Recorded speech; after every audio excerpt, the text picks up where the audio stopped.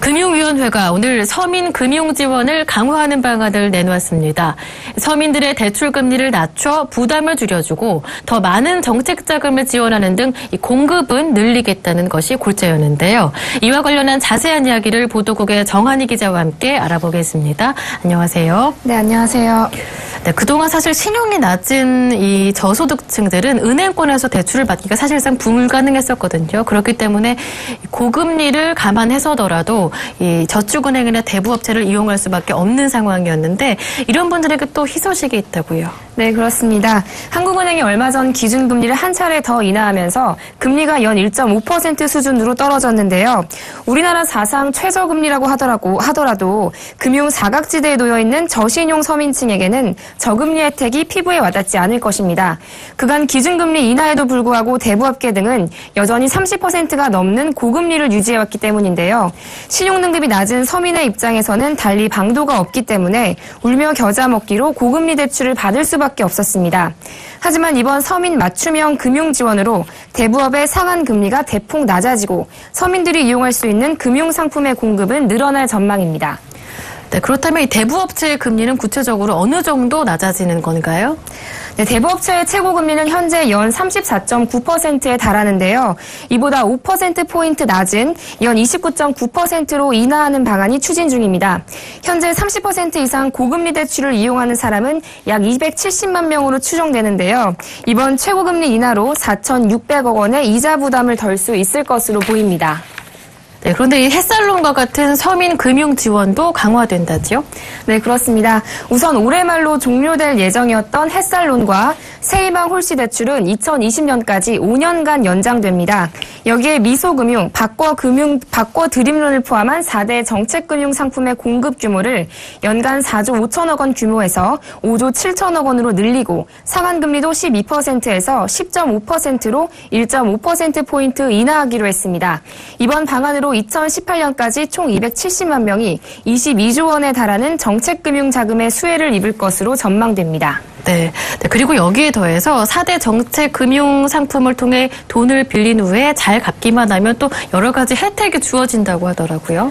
네, 정부가 성실하게 빚을 갚고 있는 사람에게는 다양한 인센티브를 제공함으로써 이 채무를 성실하게 이행하도록 장려할 계획입니다.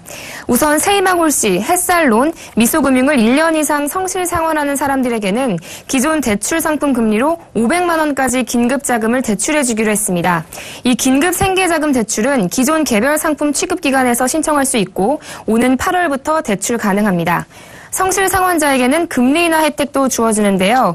햇살론과 새희망 홀씨의 경우 매년 0.3%포인트, 미소금융은 3개월 후 1%포인트 대출금리가 낮아집니다. 소액 신용카드도 발급받을 수 있을 것으로 보이는데요. 국민행복기금과 신용회복위원회 채무 조정을 24개월 이상 성실하게 갚은 채무자나 빚을 다 갚은 사람이라면 월 50만 원 한도의 신용카드를 발급받을 수 있게 됩니다. 협약카드사에 직접 카드 발급을 신청하면 신용회복위원회나 국민행복기금에서 직접 성실 상환자 여부를 확인하고 카드사 심사를 거친 후 발급받을 수 있는데 다음 달부터 시행할 것으로 보입니다. 네, 그런데 이번 방안에는 대출 금융을 늘리는 것 외에도 교육비를 저금리에 빌려준다든가 아니면 서민들의 주거비 부담을 줄여주는 등 이렇게 서민층의 맞춤형 지원이 강화된다고 하더라고요. 구체적으로 특징적인 어떤 상품이 있는지 알아봐야 할 것 같은데요. 먼저 이 서민의 주거비 부담은 어떻게 줄여준다는 거죠?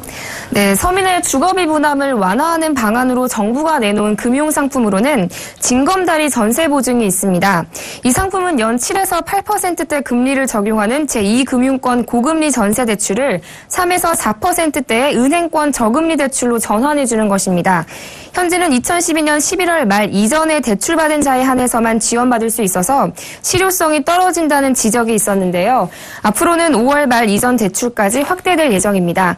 이때 소득을 입증해주는 서류도 국세청 발급 소득금액 증명원 외에 급여 명세표, 근로소득 원천징수 영수증, 연금 수령 통장 등도 포함해 좀 더 폭넓게 인정하기로 했습니다. 징검다리 전세보증 상품은 이달 중 시행을 목표로 전 시중은행 영업점에서 신청할 수 있습니다. 네, 또 자녀가 있는 분들은 귀가 솔깃해지실 것 같은데요. 이 저소득층 자녀를 위해서 교육비도 대출해준다면서요? 네, 맞습니다. 저소득층 가구의 교육비 부담을 완화해주기 위해서 자녀가 초, 중, 고등학교에 재학 중인 신용등급 7등급 이하 저신용자나 차상위 계층 이하 저소득 가구를 대상으로 연 4.5% 금리로 최대 500만 원까지 지원합니다. 전국 167개 미소금융 지점에서 다음 달부터 대출 신청을 할 수 있는데요. 대상자가 방과 후 학교 또는 수업료 등을 지원받았는지 여부를 증명하면 미소금융재단이 이를 확인 후 직접 입금하는 방식입니다.